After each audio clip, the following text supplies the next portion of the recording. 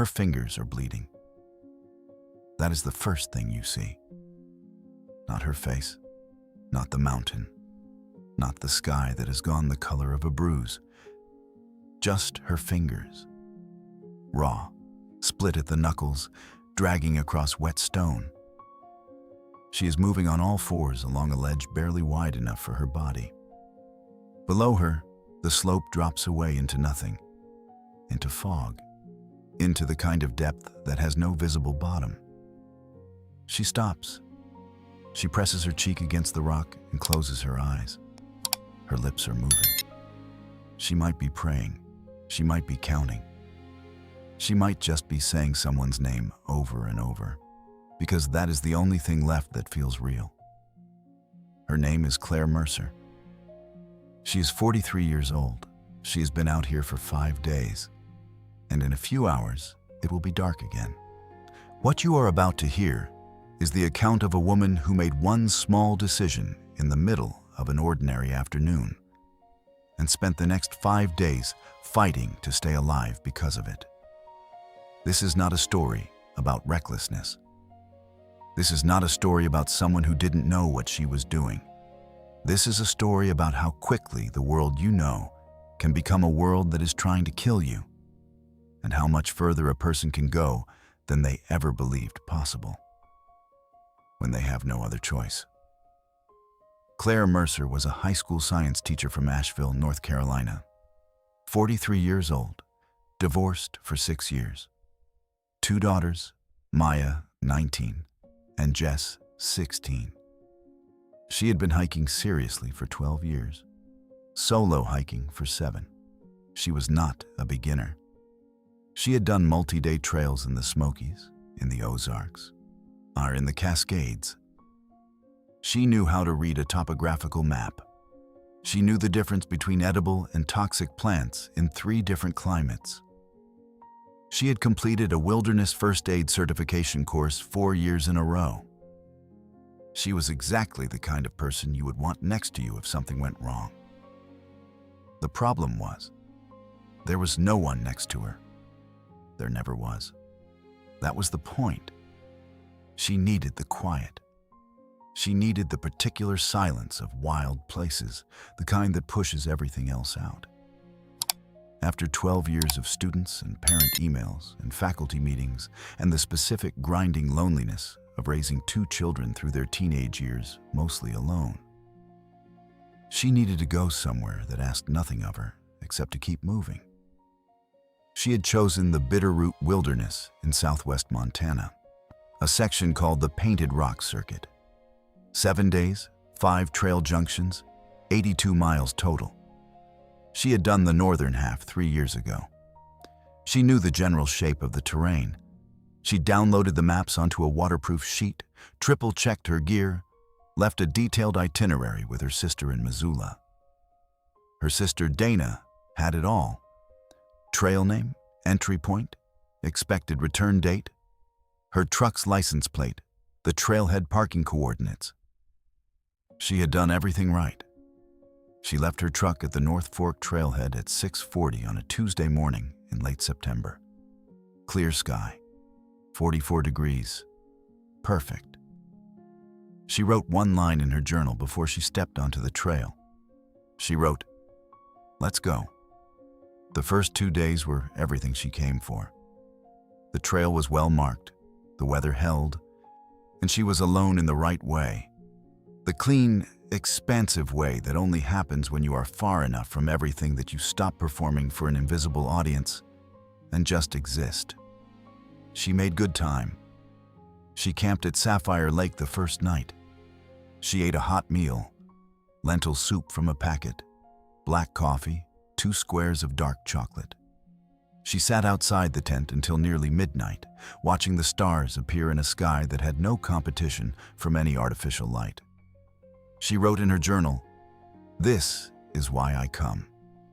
The second day, she crossed 2 ridges and came down into a long valley that smelled of pine resin and cold water. She found the creek she'd been navigating toward, filtered 2 full liters, and camped on a flat shelf of ground above the waterline. Everything was correct. Everything was fine. And then the morning of day 3 arrived. She woke to a sky that had changed overnight. Not overcast, not gray. A specific, low, yellow-tinged ceiling that experienced mountain hikers learn to distrust, the kind of sky that holds its breath before it does something. She packed quickly. She wanted to reach the second trail junction, a fork in the Painted Rocks route, before the weather broke. It was 6 miles ahead, mostly straightforward, one gentle climb and a long descent into another drainage. She had done harder miles in worse conditions. She started moving at 7. By 8:30, the rain had begun. Not violent rain, just steady. The kind that soaks through layers slowly, methodically, without drama. She put on her shell, adjusted her pack cover, kept walking. By 10, when the trail was wet enough that the surface began to look uniform. Mud, rock, root, mud again. The color distinctions that help you track a path started blending. She was watching her feet more than she was watching the terrain ahead. That is when she missed it. The junction marker, a post with 2 painted arrows, one pointing left toward Painted Rocks, one pointing right toward the North Fork access road, was there. She would find out later that it was exactly where it was supposed to be. But the post had been struck by a falling branch sometime in the past week. It was leaning at roughly 60 degrees. The arrows, which normally sat at eye level, were pointing at the ground. She walked past it. She took the trail that bent naturally with the contour of the hillside. She took the right, for she was now heading toward a remote section of the Frank Church wilderness. Roadless, unmapped on her sheet, 7 miles deeper than any point on her intended route. She didn't know. She walked for another hour and a half before the first thing felt wrong. She stopped on a small rise and looked at her map. The creek she should have been following south-southwest was not where it was supposed to be. The elevation felt higher than it should. The shape of the ridge ahead didn't match what she was reading. She stood there in the rain and turned the map slowly in her hands. She recalculated. She recalculated again. There are moments in a person's life when reality shifts and they feel it happen. Not metaphorically, but physically. A cold, dropping sensation somewhere behind the sternum. Not panic, not yet. Something quieter and more serious than panic. Claire Mercer felt it on that rise, in that rain, with that map in her hands. She did not know exactly where she was. She knew roughly. She knew she was somewhere in the Bitterroot wilderness, somewhere in a drainage system she did not recognize, somewhere that was not on the annotated portion of her map. She made a decision. She would not move quickly. Moving quickly when disoriented burns energy and compounds errors. She would find high ground, get a view, reorient, and then decide. That was the right decision. She climbed for 40 minutes, fighting the wet slope, pulling on roots when the mud gave way under her boots. She reached a rock shelf with a partial view. She looked out. Trees, then more trees, then a ridge, then more trees. No smoke, no road cut, no power line, and no reflection of water in the low, flat light, just the wilderness in every direction, telling her nothing. She was thorough about her inventory. That discipline, the practiced habit of actually counting what you have rather than estimating, saved her later. She spread everything on her jacket on the ground of her camp that night. 600 calories of food remaining, 2 protein bars, a packet of instant oatmeal, 1 packet of instant soup, her water filter, her purification tablets, 1 strip of 12, her lighter, a small candle, her space blanket still folded in its original packet, a length of paracord, her folding knife, her first aid kit, her journal, her map and compass. No satellite communicator. She had borrowed her friend Lena's device for a trip to Wyoming the previous year and had meant every summer since to buy her own. She had not bought her own. No emergency whistle. It was in her other pack, the red one. She had used the green pack because it was lighter. No bear spray. She made the same calculation most day hikers make. The Painted Rocks trail was well traveled. She wasn't going deep enough to warrant it. She cataloged all of this without emotion, the way you do when emotion is a luxury the situation hasn't earned yet. Then she made a fire. She used dead wood from inside a hollow log where the interior was still dry. Built a pyramid structure over a nest of birch bark she peeled with her knife, and sheltered the whole construction from the rain with her body until the flame caught. The fire caught. She ate half a protein bar. She thought about her daughters. By the end of day 3, she had developed a plan. Follow the drainage down. In northwest Montana, drainages run roughly westward. West leads to the Bitterroot Valley. The valley has roads. Roads have people. She estimated she had 3 to 4 days of usable movement in her before her physical condition deteriorated past the point of safe hiking. She had food for 2, maybe 3 days on strict rationing. She had her filter, she had her fire kit, she had her compass. She had done harder things. She started west. Day 4, morning. She had been moving for 2 hours when the ground changed. The drainage she was following had dropped into a canyon section. Narrow walls, loose rock, a thin ribbon of water cutting through shale. She picked her way along carefully, yet testing each placement, using her hands on the wall for balance. She was 3/4 through the canyon when the rocks shifted. Not a rockfall, not dramatic. Just a section of loose shale that had looked stable and wasn't. A foot-wide shelf that skidded under her right boot and took her sideways before her brain had processed what was happening. She went down hard on her right side, her hip hitting a lower shelf of rock, her right hand shooting out to catch herself and bending backwards at an angle it was not designed for. She lay on the wet rock and stared up at the narrow strip of sky between the canyon walls. She did not move for a long time. When she moved her right hand, something in her wrist sent a signal so clear and absolute that she made a sound she would not be able to describe later. Not a scream, not a cry, something more fundamental than either. The sound a person makes when their body delivers information that cannot be argued with. Her wrist was broken. She knew it was broken the same way you know certain things, without analysis, without doubt. She sat up. She opened her first aid kit. She had 1 tensor bandage. She wrapped the wrist as tightly as she could with her left hand and her teeth. She constructed a rough sling from her spare merino base layer, knotting it at the back of her neck. She cataloged what this changed. Climbing was now dangerous. She could not support her weight on both hands. Building fires would be slower. Filtering water would require new technique. Her pack straps would need adjustment to avoid loading the wrist. She cataloged what it did not change. She could still walk. She got up. She kept walking. There is a body of research on survival psychology, on what separates the people who make it from the people who don't.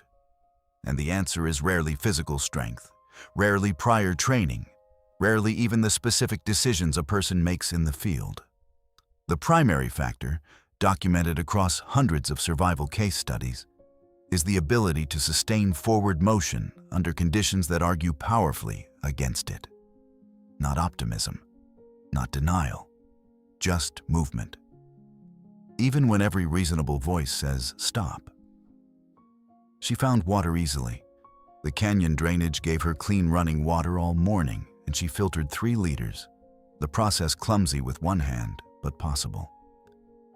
She rationed the oatmeal at noon, made it with cold water rather than burning fuel. ate it slowly in a stand of pines out of the wind. She kept moving, for the afternoon of day 4 was when the silence began to thicken. It's a quality of profound wilderness quiet that is difficult to describe to people who have not experienced it. It is not peaceful. It is not the silence of a library or a bedroom at 3 a.m. It is something older and more indifferent than those silences. It presses. It has weight. It makes your own heartbeat seem irrelevant. Claire had been alone before on trail. She knew the silence, but not for this many hours. Not with her wrist sending its constant sharp complaint. Not with the particular edge of hunger that begins after real food runs low. By mid-afternoon, she was hearing sounds that were not there. Not voices, not clearly. More like the suggestion of voices, the shape of conversation just beyond the next stand of trees. She followed one for nearly 30 minutes before she understood what she was doing and stopped. She sat down on a rock. She made herself eat half a protein bar. She spoke out loud. She said, "You are in the Bitterroot Wilderness. Your wrist is broken. You are going west. Dana has your itinerary. Today is Thursday. You are going west." She said it twice. Then she got up and walked. She found the campsite on the afternoon of day 4, and it nearly destroyed her. A clearing in a stand of lodgepole pine. A fire ring, the stones blackened, the ash cold. But not very cold. A folded tarp left beneath a log. 2 empty freeze-dried meal pouches wedged under a rock. A length of rope still tied between 2 trees from someone's bear hang. The fire ash was cold, but when she pushed her fingers in, she felt residual warmth 4 inches down, and someone had been here within the last 24 hours. She stood in the clearing and looked at the trail that led out of it, heading northwest. A clear, worn trail. Not her drainage route, but a marked path. The kind made by regular human traffic. She called out. She called 3 times, as loud as her voice would go, knowing she would sound desperate and not caring at all. The sound went into the trees, and the trees gave nothing back. She took the tarp. She looked at the trail heading northwest for a long time. She made the decision to follow it. She walked for an hour and 15 minutes on that trail. It ended at the bank of a river. Wide, fast, running iron gray with recent rain and snow melt from the high country. No bridge, no ford, no continuation on the other side that she could see. The trail ended at the river, as though whoever made it had simply given up here too. She stood at the bank, and the river moved past her with a sound like continuous, patient, purposeless industry. She had followed someone's trail for 75 minutes. She had gone north. She needed to go west. She turned around. There is a specific kind of exhaustion that arrives not in the muscles or the lungs, but somewhere behind the eyes. It is the exhaustion of sustained decision-making under conditions where the cost of a wrong decision is not professional or social, but physical. Absolute. It is the exhaustion of being your own only resource. Every hour that passes in a genuine survival situation, that exhaustion compounds. The harder you work, the less you have to work with.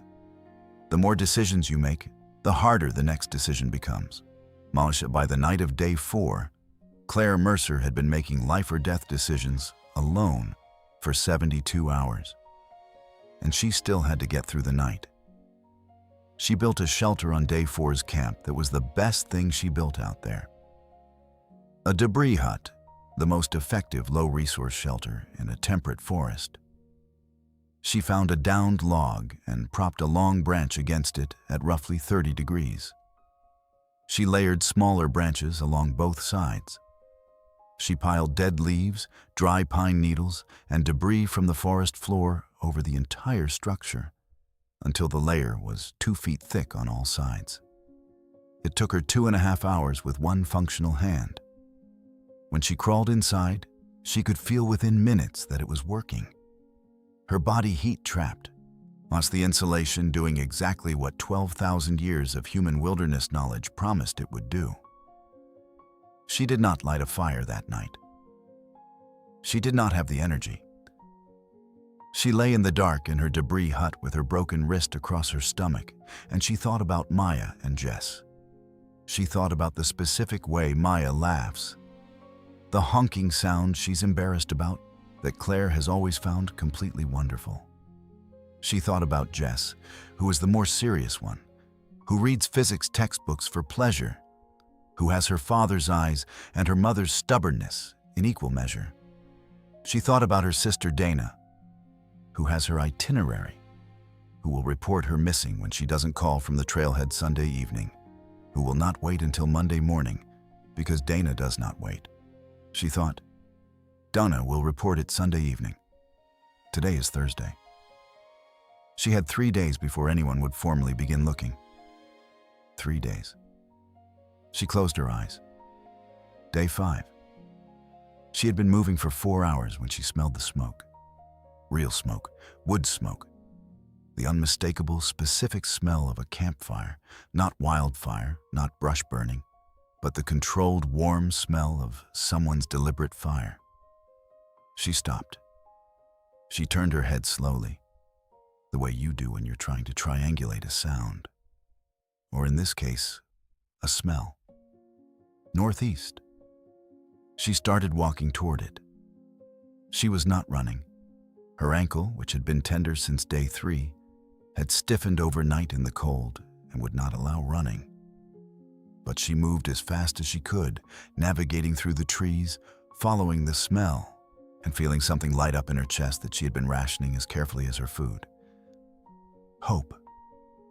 She called out as she moved. She called, "Hello, is someone there? Hello." The smell got stronger. She entered a clearing. There was a fire, a real, living fire. Not the ghost of one, not cold ash. Orange and crackling, a solid pyramid of logs, still in its active phase. She stopped at the edge of the clearing and put her hand over her mouth. There was a fire. There was a pack leaning against a tree. There was a tent, partially erected, the fly loose. She called out again. She walked to the tent and looked inside. Empty. She walked to the pack. She stood by the fire and turned in a full circle. Whoever had built this fire was somewhere in the immediate trees. Gone for water, gone to answer a call of nature, gone to gather more wood. Gone for 10 minutes, maybe 15. She sat down next to the fire. She held her broken wrist toward the heat. She waited. She waited for 45 minutes. No one came back. She found out later, much later, in a hospital bed in Hamilton, Montana, with her sister sitting next to her, what had happened at that camp.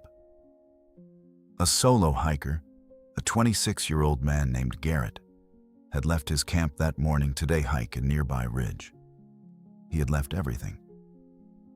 He expected to be back in 2 hours. He had been gone for 3 days by the time Claire Mercer sat by his fire. He had his own story. He was alive. But he was not there.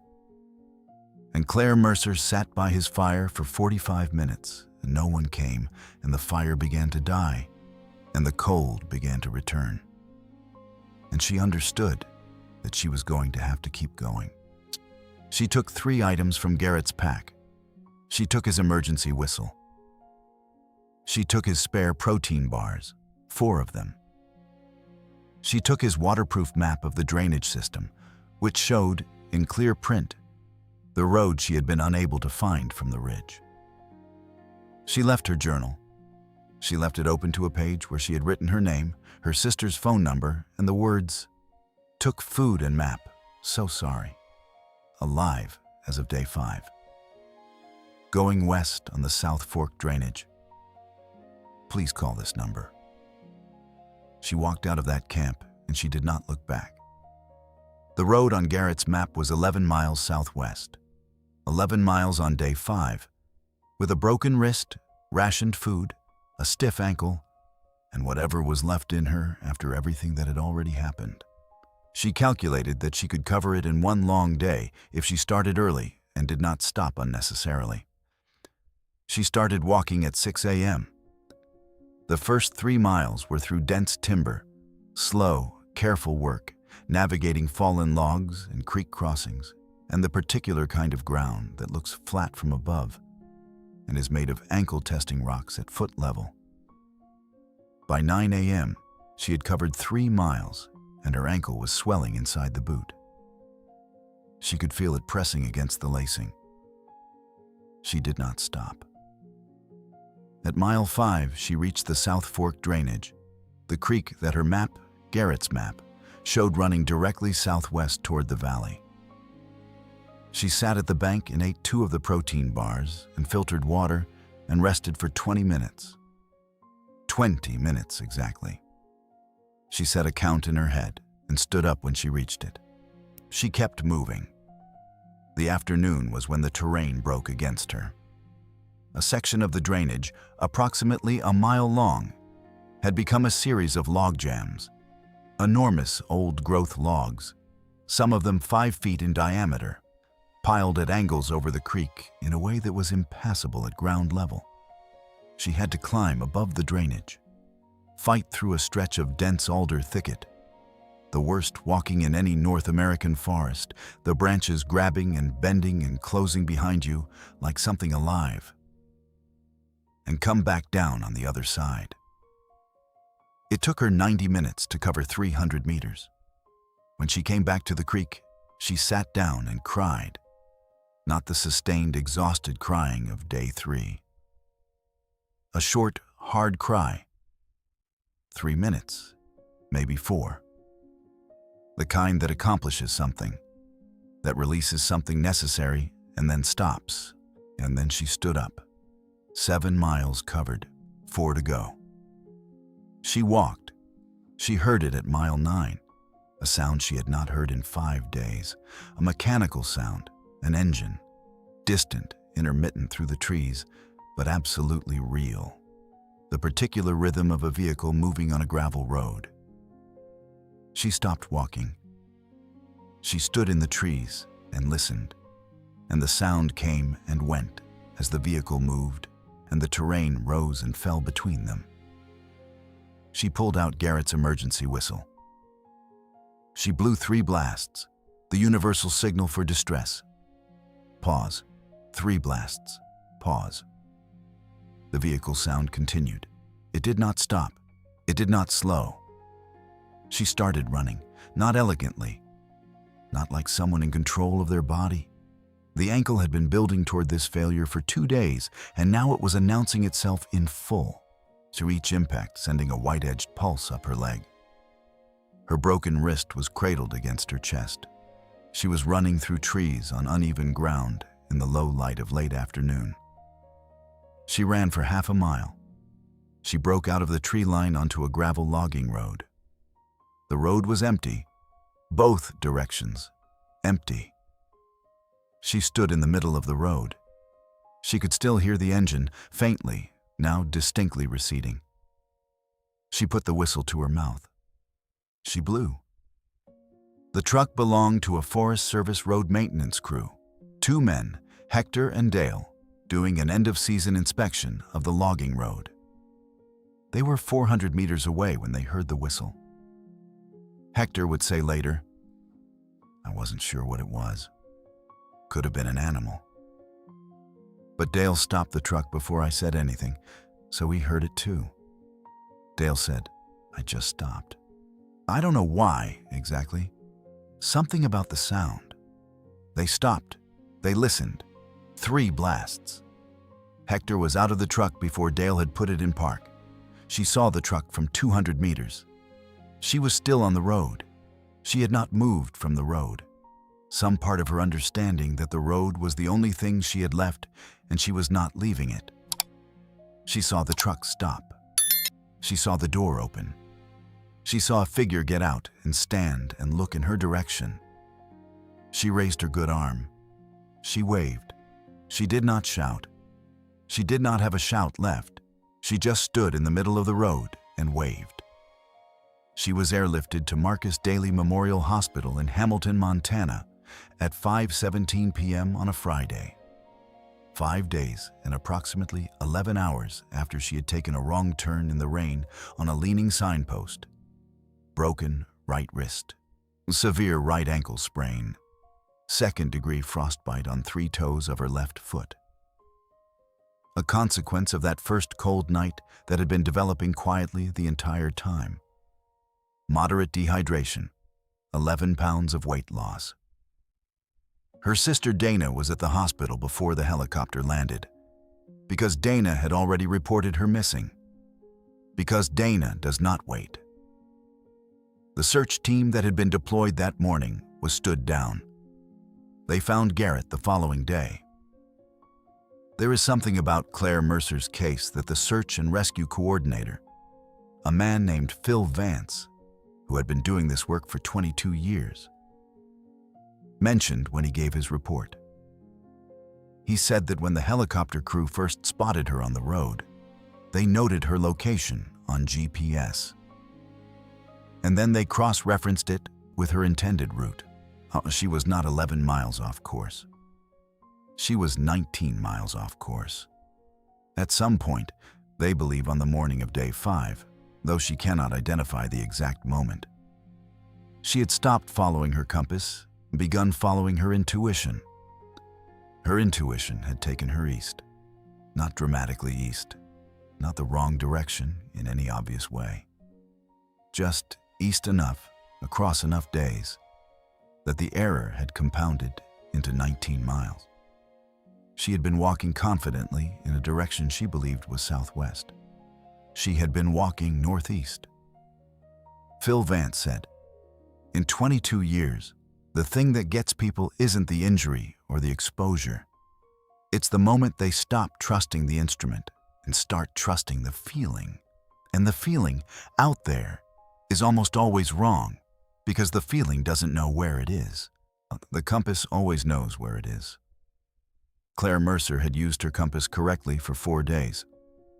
On day 5, in the alder thicket, she had put it in her pocket. She does not remember doing that. She does not remember taking it out again. She has no explanation. Neither does anyone else. She went back to teaching in October.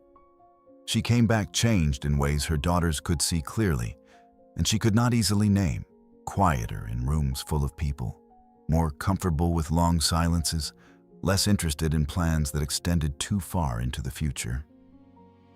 She was asked once, at a faculty event, if she would ever hike solo again. She thought about it for a long moment before answering. She said, "I don't know. I think about it every day.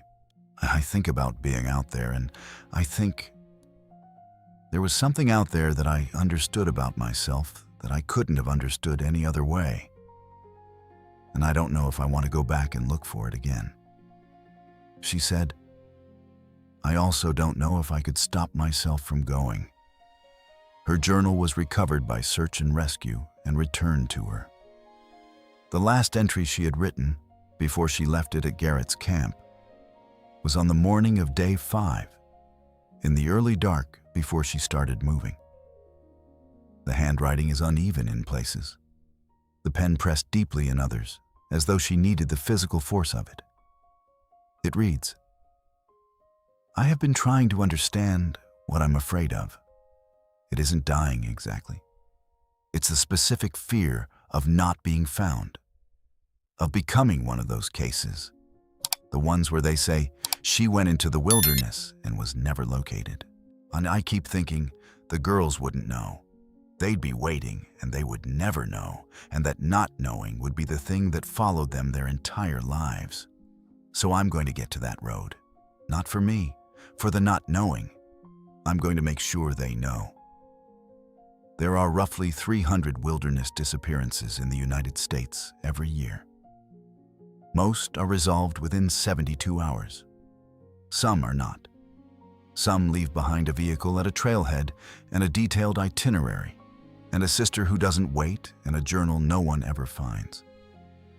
Claire Mercer got to the road. She made sure they knew.